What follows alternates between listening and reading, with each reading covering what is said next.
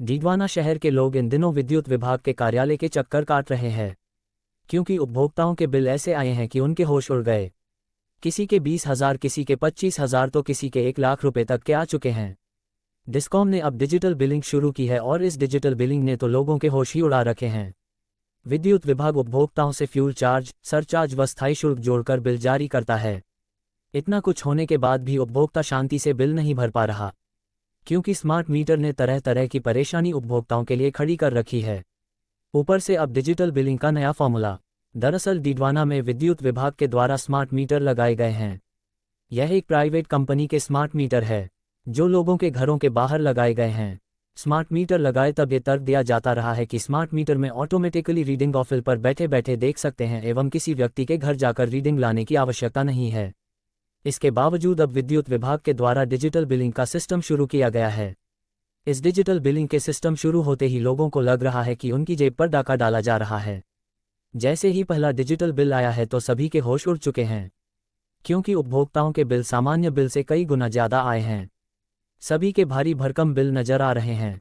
जब इस विषय को लेकर विद्युत विभाग से संपर्क किया गया तो विद्युत विभाग अधिकारियों का कहना है कि जो सरकार की सब्सिडी जो आम लोगों को मिल रही थी, उस सब्सिडी को इनमें नहीं जोड़ा गया है। वहीं कई विद्युत मीटर जो डिजिटल है वो लॉक थे, जिसकी वजह से जो पीछे की रीडिंग थी वो दिख नहीं रही थी, अब एक साथ आ चुकी है। इतना ही नहीं, पूर्व में जो बिल आमजन ने भरा है वो बिल फिर से जुड़कर आ गया। इन हालातों से आम उपभोक्ताओं को ये लग रहा है कि उनकी जेब पर डाका डाला जा रहा। लोग डिस्कॉम ऑफिस के चक्कर काट रहे हैं, फिर भी विभाग उन बिलों का पैसा माइनस नहीं कर रहा है। परेशान लोग विद्युत विभाग के चक्कर काट रहे हैं, पर विद्युत विभाग के कर्मचारियों के पास कोई उचित जवाब नहीं है।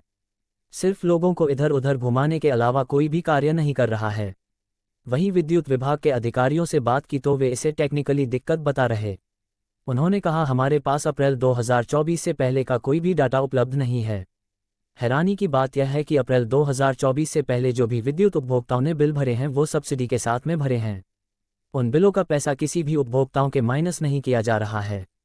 मामले में पूर्व विधायक चेतन डूडी ने आरोप लगाया कि भाजपा सरकार गरीब आदमी के लिए जो राहत की नीतियां थी उनमें कटौती कर रहे हैं।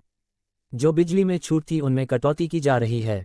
इसी के तहत इसी श्रृंखला में आप देख सकते हैं कि जो बिजली के अंदर कांग्रेस के राज में छूट दी गई थी उसको धीरे धीरे पूरी सोची समझी रणनीति के तहत खत्म किया जा रहा है।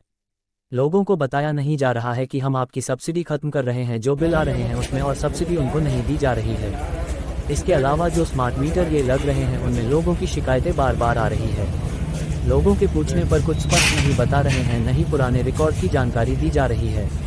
ये बोला जा रहा है कि आपका स्मार्ट मीटर लग गया तो आपके के नंबर बदल गए। पुराना रिकॉर्ड पूछते हैं तो पुराना रिकॉर्ड उपलब्ध नहीं है।